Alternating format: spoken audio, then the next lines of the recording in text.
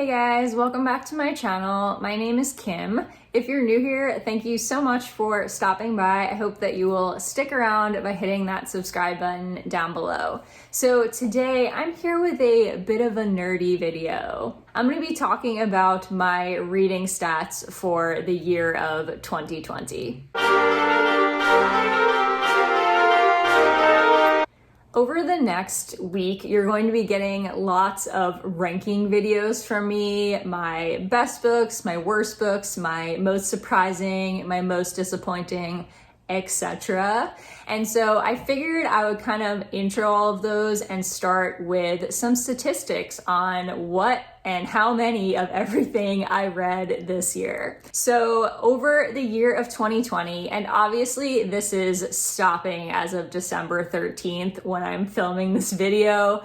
I have not yet finished out 2020, but we're gonna just do reading stats up to now. And then obviously anything that happens after I've filmed this video will have to just kind of be in a later wrap up. So as of right now in 2020, I have read a total of 111 books, which is great and I'm super happy with because my goal for every year on Goodreads is always 100. And so this is, I think, the third or fourth year that I've reached and exceeded that goal. So I'm really happy with that as far as quantity goes. As far as the number of pages, I read 35,878 pages. It's a lot of pages when you really think about it. My average rating this year was pretty low, which is a little disappointing. So although quantity-wise I did really well, my average rating for the year was only a 3.2 stars. I guess that is reasonable because 3 is middle range and it means that on average, I read some I really liked and some I didn't really like, but that's actually the lowest my rating has been, I think, ever, if I look back at my Goodreads years, and that's pretty low. It's pretty low. I've read way too many low-rated books this year, for sure. The average length of the books that I read this year was 323 pages, which that's pretty spot on for me. I do tend to read a lot of books that fall in that 300 to 400 page range. I don't love short books, but I also am extremely intimidated by long ones, so I don't read many of them. To break down my star rating, I only sadly gave 3 books 5 stars this year. Of course, there are still a couple of weeks left, but wow, I think that is the least amount of 5-star books I've ever had in a year. I gave out 37 4 stars, so a good amount of them I really liked, but didn't love. And I gave out 46 3 stars, which again, I guess it makes sense that a majority of my star ratings fell in the middle, but I would love for that number to be veering more towards the 4 and 5 star range. I gave out 22 2 stars, which is, in my opinion, way too many. I feel like a 2-star book is like a meh, I don't really know if this was worth my time kind of book. So the fact that a fifth of the books pretty much that I read this year were 2 stars, not happy about that.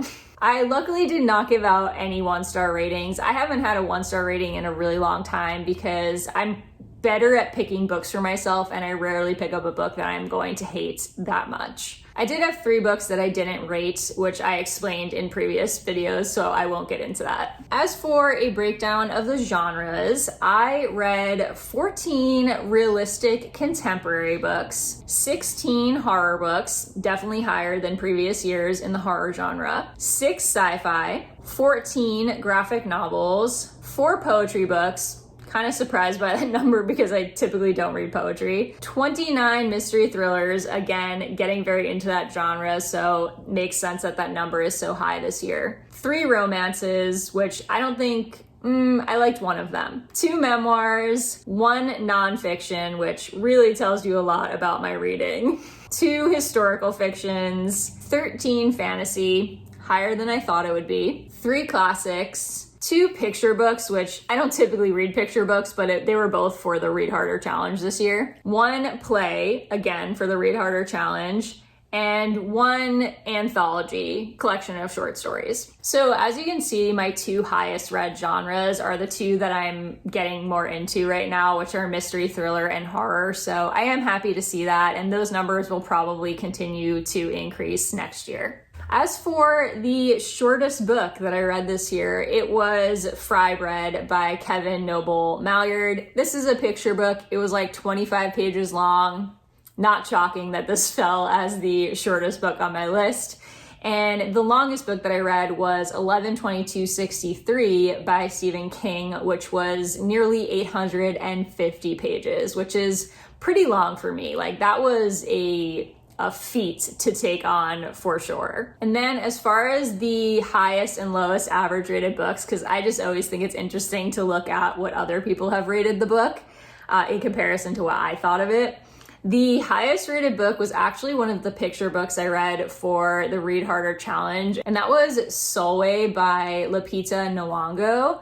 This, I'm not shocked. I myself gave this 4 stars, and it is definitely a beautifully illustrated and told story. So I completely understand why that ended up being the highest rated, though I am a little surprised that of all the books I read, when I've only read 2 picture books, one of them ended up being the highest rated of all of my books. And then, ironically, the lowest average rating was The Fever by Megan Abbott, which is like one of the last books that I just read for my taste test vlog. And I can't believe that's the lowest rated. I personally gave this 4 stars. I really enjoyed it. I am a fan of that author, so I'm not shocked that I liked it, but I am shocked that it has such a low average rating. So that wraps up my stats for this year. Look forward over the next couple of days to my kind of like rankings and lists as far as best books and worst books, etc.